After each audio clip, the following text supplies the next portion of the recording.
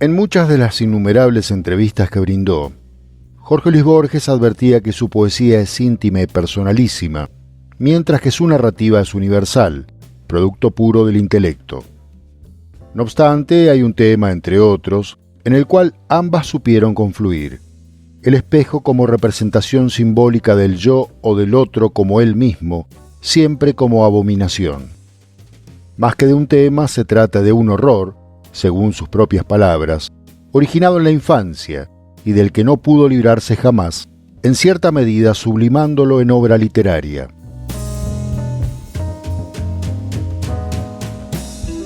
En diálogo con María Esther Vázquez, recuerda su horror infantil ante el gran ropero de 3 cuerpos con sus respectivos espejos que había en la habitación donde dormía. Yo me acostaba y me veía triplicado en ese espejo y sentía el temor de que esas imágenes no correspondían exactamente a mí y de lo terrible que sería verme distinto en alguna de ellas. Yo sentía el horror de los espejos. Cuando era chico, nunca me atreví a decirle a mis padres que dejaran la habitación totalmente oscura para no tener esa inquietud.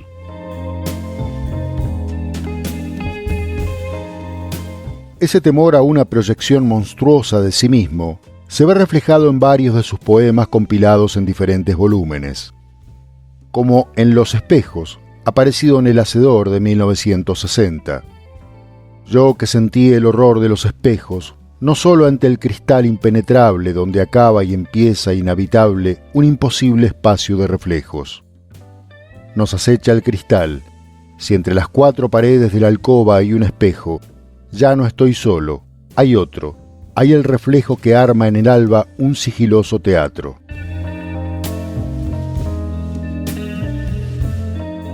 En Al espejo, incluido en La rosa profunda de 1975. ¿Por qué persistes, incesante espejo? ¿Por qué duplicas, misterioso hermano, el menor movimiento de mi mano? ¿Por qué en la sombra el súbito reflejo? Eres el otro yo de que habla el griego y acechas desde siempre. En la tersura del agua incierta o del cristal que dura, me buscas y es inútil estar ciego.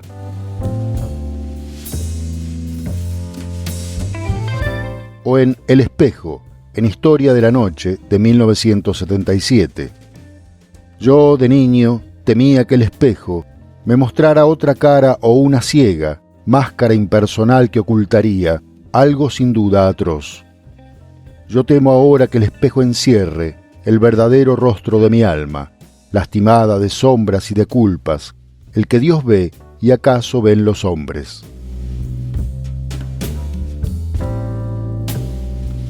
También, obviamente, en muchos de sus relatos desarrolla el juego especular, como en La Cámara de las Estatuas, de Historia Universal de la Infamia, publicado en 1935 en adelante.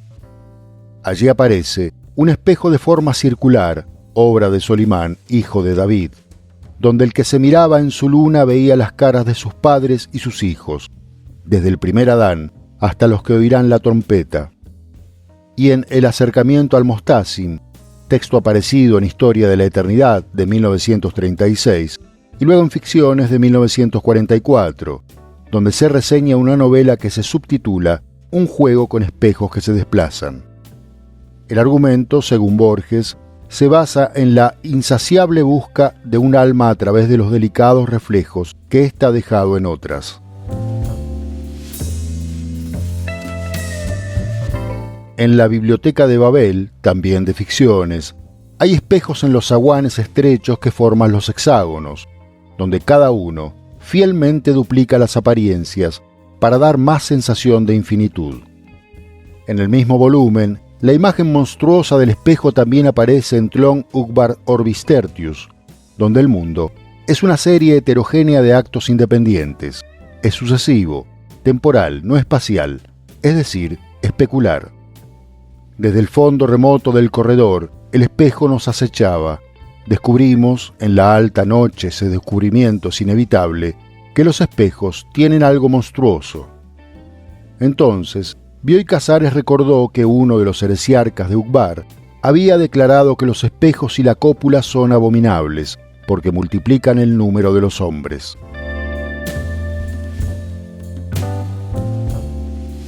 Borges va más lejos al corporizar su reflejo especular, su yo ajeno, en varios de sus cuentos más celebrados, intentando desvelar los entresijos del ser, de su identidad a través de ese doble. Por cierto, en ellos se percibe la influencia de su amado Arthur Schopenhauer, cuyo pensamiento filosófico acerca del doble proviene a su vez del hinduismo. Se trata de espejos espaciales y temporales, de casi infinitas posibilidades, donde el argentino indaga en los miedos humanos y sus horrores más profundos, sueños o pesadillas, transformándolos en literatura.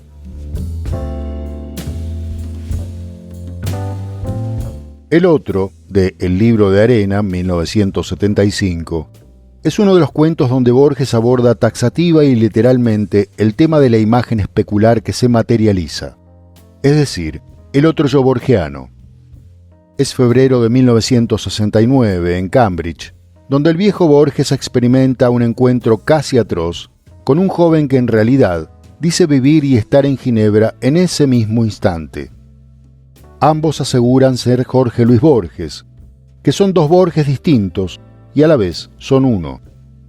Si esta mañana y este encuentro son sueños, cada uno de los dos tiene que pensar que el soñador es él. Tal vez dejemos de soñar, tal vez no. Nuestra evidente obligación, mientras tanto, es aceptar el sueño, como hemos aceptado el universo. El relato prosigue con un diálogo sobre el porvenir del otro Borges y termina cuando se despiden, y para finalizar, el narrador nos da la pista del enigma. El encuentro fue real, pero el otro conversó conmigo en un sueño y fue así que pudo olvidarme. Yo conversé con él en la vigilia y todavía me atormenta el recuerdo.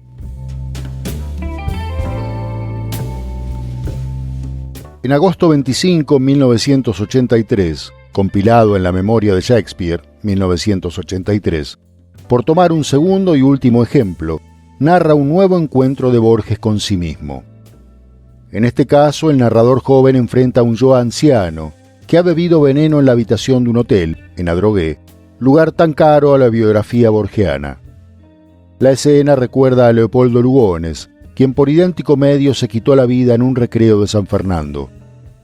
Ese encuentro es el último sueño del suicida, y tras relatarle el que será su futuro literario, el anciano muere. El joven huye de la habitación y la materialidad de la pesadilla se desmorona tras sus pasos. Afuera me esperaban otros sueños, concluye lacónica y bellamente el narrador de este relato de los últimos años de Borges.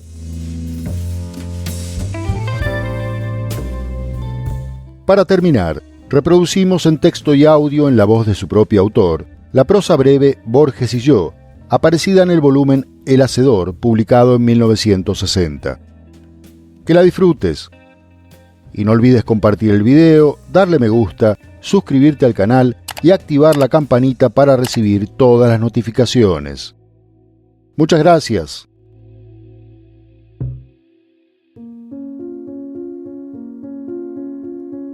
Borges y yo. Al otro, a Borges, es a quien le ocurren las cosas.